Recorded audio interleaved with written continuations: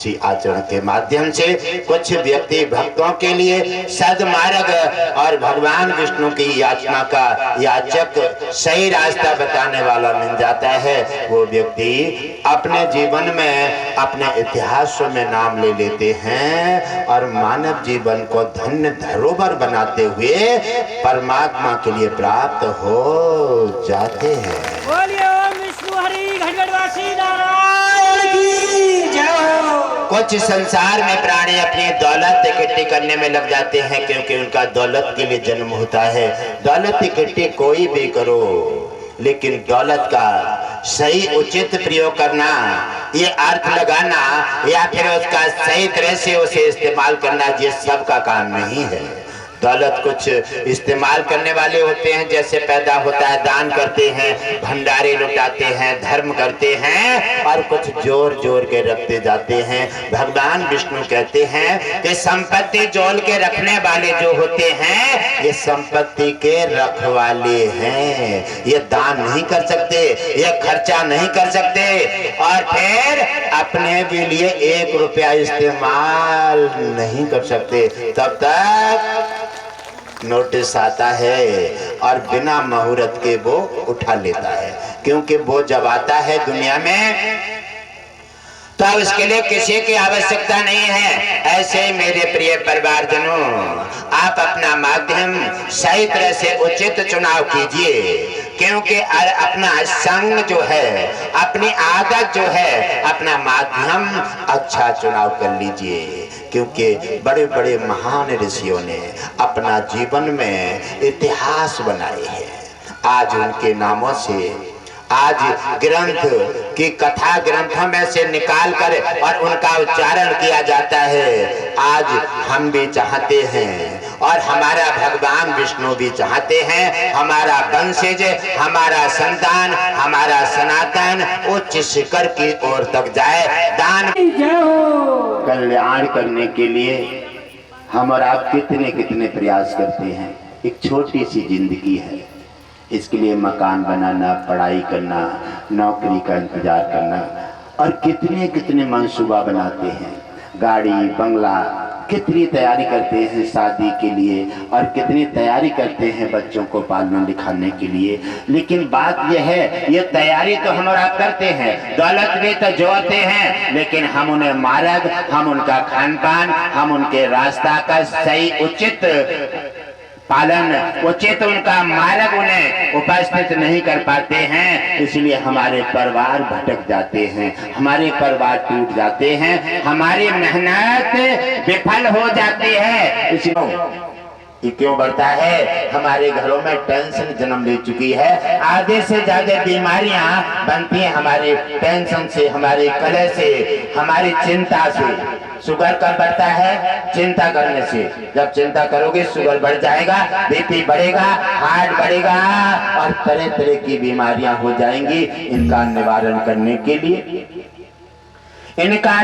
करने के लिए अब कुछ परिवार ये सोचते हैं, बार बार प्रयास करते हैं, बेटा उनकी मानती नहीं, पति उनके मानती नहीं, पत्नी उनकी मानती नहीं, संतान उनकी मानती नहीं। अब क्या करेंगे? विवश हो जाते हैं। लेकिन 100% दिमाग भगवान विष्णु सबको दे के भेजता है, लेकिन उसमें कोई पक्षपात उसने नहीं किया है। लेकिन जब आप उसे इस्तेमाल करना नहीं जानते तो वो क्या करें?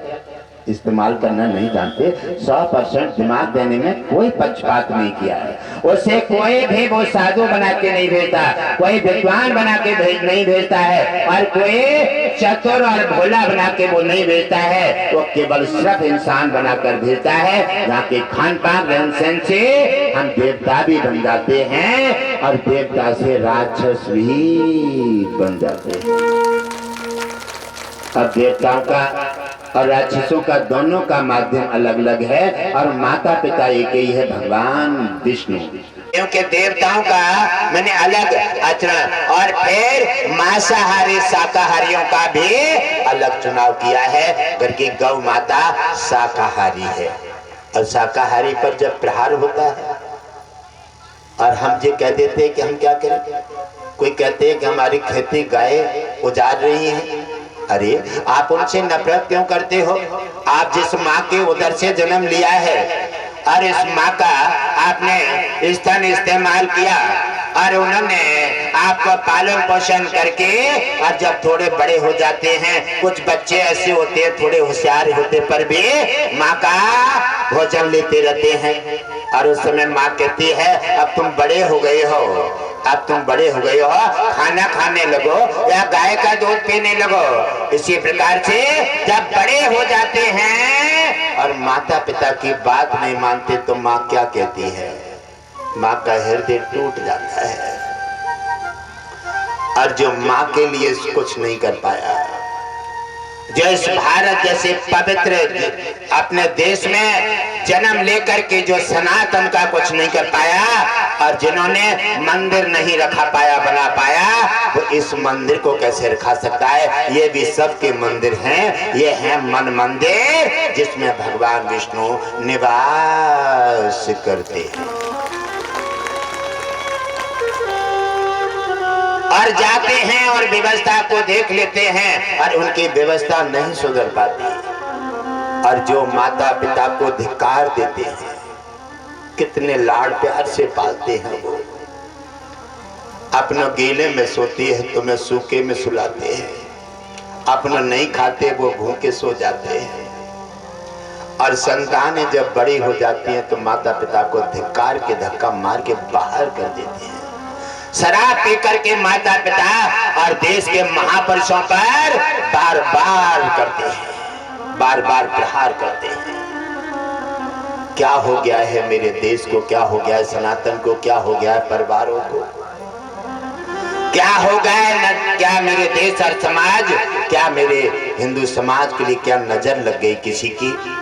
इसलिए आप किसी के भटकाए में आ गए हैं, आप किसी के गलत संगत में फंस गए हैं, आप किसी कोई तुम्हें तुम्हारा धर्म और तुम्हें बर्बाद करके और तुम्हें नष्ट करना चाहता है, तुम्हें अलग अलग मार्ग दे करके और अलग अलग बहका करके तुम्हें भटका करके और तुम्हारा एक संगठन तोड़ना चाहता है। ऐसा ही हुआ था।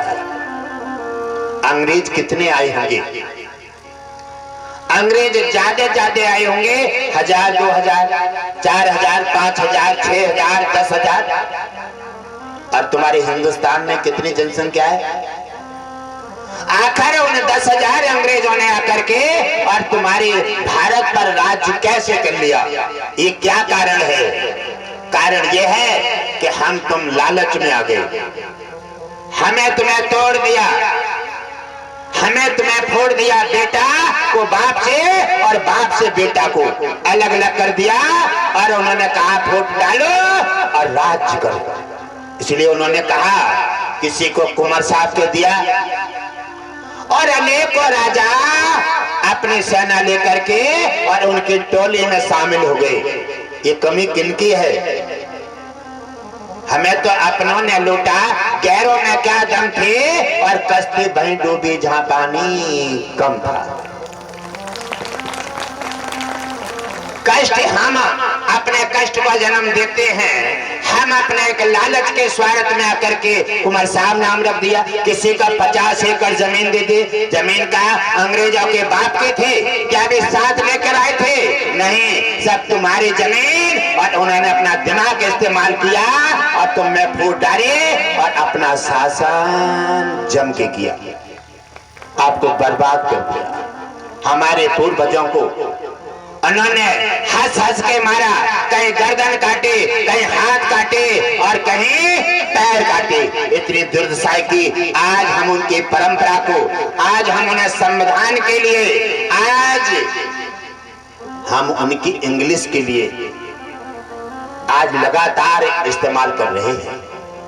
अंग्रेजी दवा आज लगातार इस्तेमाल कर रहे हैं, बार बार प्रयास किया जा रहा है। आयुर्वेदिक सब दवाओं की जड़ है, और जड़ चेतन स्वरूप परमात्मा जड़ जड़ होती है, और टहनी टहनी बाप बाप होता है और बेटा बेटा होता है। और जब ऐसी व्यवस्थाओं को आकर के, लेकिन फिर भी हाल हुआ बिगड़ा, माता बहनों को उन्होंने नाना प्रकार से उनका तुष्टीकरण किया, लेकिन फिर भी हमारी आंखें नहीं खुली, क्योंकि हम आंखें बंद करे बैठे हैं। हम नाना प्रकार से उन बातों पर ध्यान देते हैं जो हमारे काम की नहीं है, जो हमारे विनाश का चिन्ह बन नहीं है, और हमारा जो काम की बातें हैं हम उस पर ध्यान नहीं देते हैं, और अलग अलग बातों पर ध्यान दे करके हम पक्षपात में चले जाते हैं। इसलिए हमारा, हमारे समाज का, हमारे परिवारों का, हमारे सनातनों का, हमारे संगठन का नाना प्रकार से उसकी जड़ कमजोर होती जा रही है। और उन्होंने आकर के आज बड़े जज्बा के साथ कहते हैं, बच्चा आपका कहाँ पढ़ रहा है? इंग्लिश मीडियम में। वाह, कितने जज्बा के साथ कहते हैं।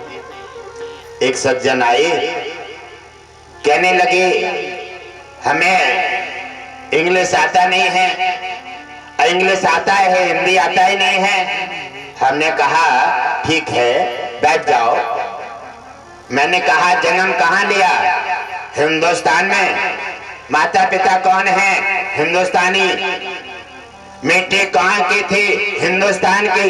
खाया कहाँ का था? हिंदुस्तान का। और गुड़ किनके गा रहे हो? अंग्रेजों के।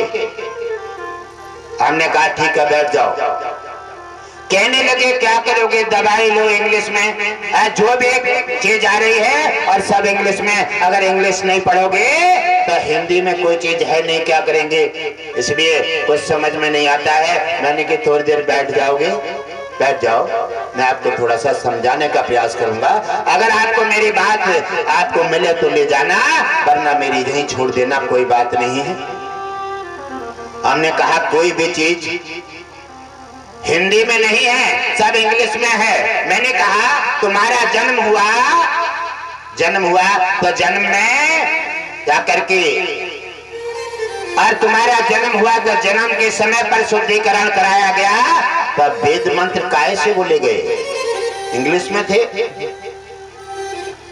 आपका जो मकान बनते हैं और उनका गृह प्रवेश किया जाता है, काहे में मंत्र बोले जाते हैं? इंग्लिश में। आपकी रामायण, आपकी गीता, आपका महाभारत, आपका शिव पुराण, ये काहे में है? इंग्लिश में। और आप जो भी देखें, जो भी मंत्र शायद विवाह में बोले जाते हैं, वो शायद संस्कृत में। आप कैसे कहते हैं कि सब कुछ इंग्लिश में है? इसका मतलब है कि तुम्हारी दृष्टि इंग्लिश पर है, तुमने हिंदी के बारे में सोचा ही नहीं है। और जो भी देख लो, आपके विवाह, आपका यज्ञ, आपकी कथा, आपकी रामायण, आपके जो भी है सब संस्कृत में है। इसी प्रकार से आप थोड़ा सोच के देख लो। कहने लगे अरे ये तो पहले की बातें हैं, और लोग जाते हैं मंदिरों में पूजा करते हैं, और हम तो नहीं समझते भगवान कहाँ है। और भगवान पहले होंगे कभी? आप भगवान कहाँ रखे हैं? मैंने कि बैठ जाओ, हम तुम्हारी 5 मिनट और लेंगे। आपकी एक बात ठंडी नहीं हो पाई तब तक आपने पेट्रोल और डाल दिया। आप ठहर जाइए, हम आपकी इस बात का भी समझौता करेंगे। हमने कहा क्या कहां से आ रहे, कहां जा रहे हैं?